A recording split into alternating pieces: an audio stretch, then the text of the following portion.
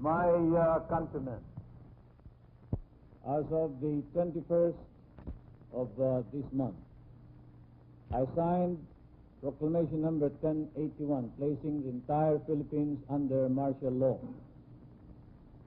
This proclamation was to be implemented upon my clearance, and clearance was granted at 9 o'clock in the evening of the 22nd, last night. I have proclaimed martial law in accordance with the powers vested in the President by the Constitution of the Philippines.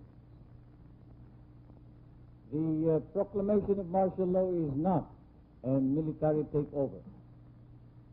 I, as your duly elected President of the Republic, use this power, which may be implemented by the military authorities, but still is a power embodied in the Constitution to protect the Republic of the Philippines and our democracy. A republican, a democratic form of government, is not a helpless government. When it is imperiled by the danger of a violent overthrow, an insurrection, or a rebellion, it has inherent and built-in powers wisely provided for under the Constitution. Such a danger confronts the Republic of the Philippines. Article 7, Section 10, Paragraph 2 of the Constitution provides, and I quote, "The President shall be Commander-in-Chief of all the armed forces of the Philippines, and whenever it becomes necessary, he may call out such armed forces to prevent or suppress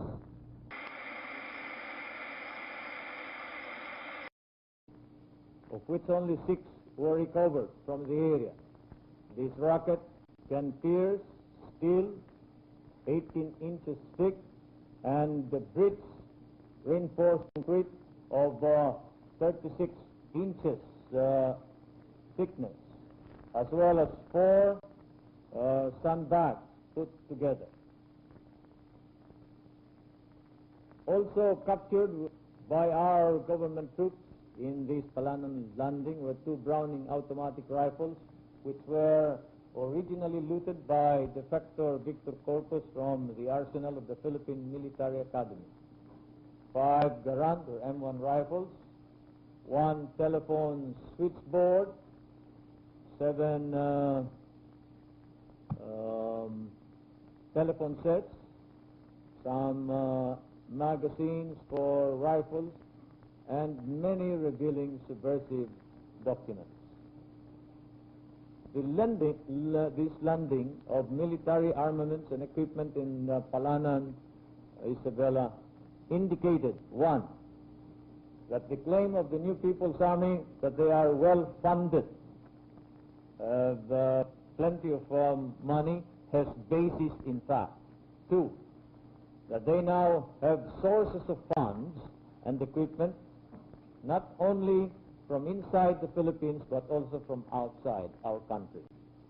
3, that the Communist Party and the New People's Army are capable of landing armaments, military equipment, and even personnel in the many points unguarded in the long sea coast of the Philippines, which sea coast is twice that of the United States.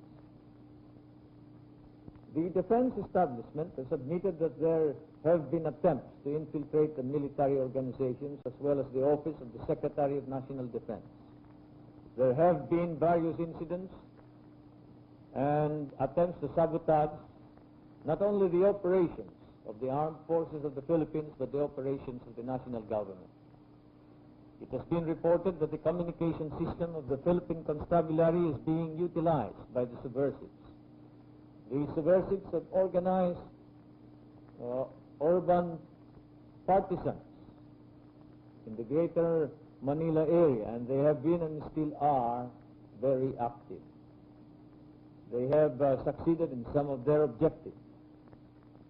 The violent disorder in Mindanao and Sulu has to date resulted in the killing of over 1,000 civilians and about 2,000 armed Muslims and Christians, not to mention the more than 500,000 of injured, displaced, and homeless persons, as well as the great number of casualties among our government troops.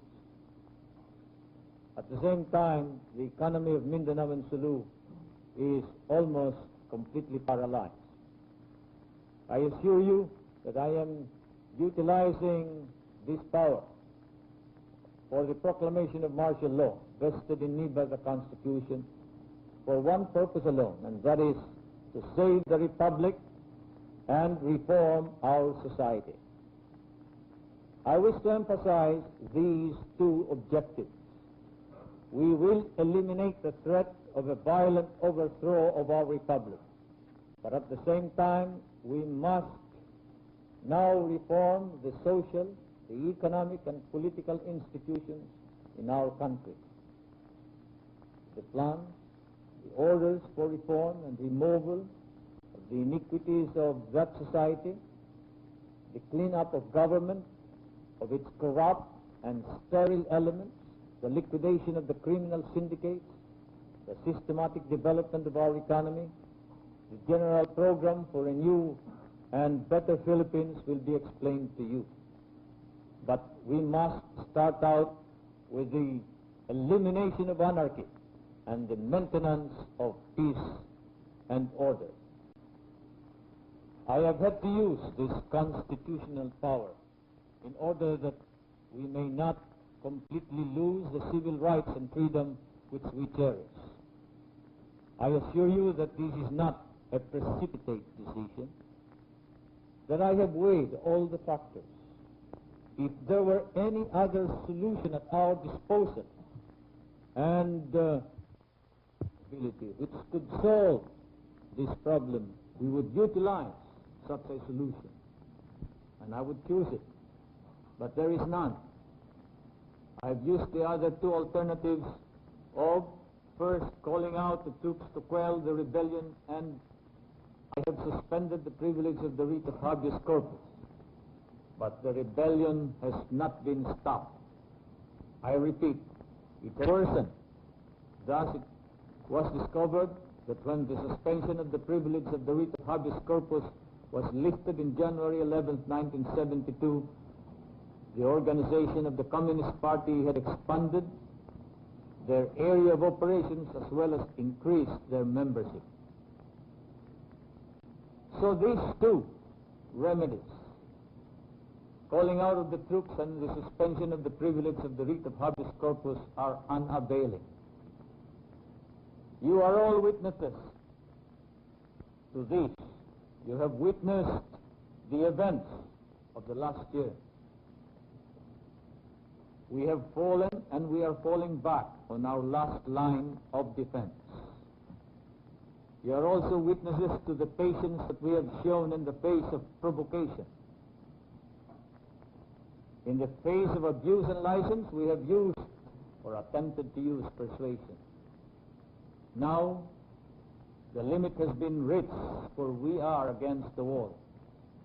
We must now defend the Republic of the Philippines with this stronger power granted by the Constitution. To those guilty of treason, insurrection, rebellion, it may pose a grave danger. But to the ordinary citizenry, to almost all of you, whose primary concern is merely to be left alone, to pursue your lawful activities, this is the guarantee of that freedom that you seek. All that I do and we in government must do is for the Republic and for you. Rest assured that we will continue to do so. And I have prayed to God for guidance. Let us all continue to pray to Him. I am confident that with God's help we will attain our dream of a reformed society, a new and brighter world. Thank you.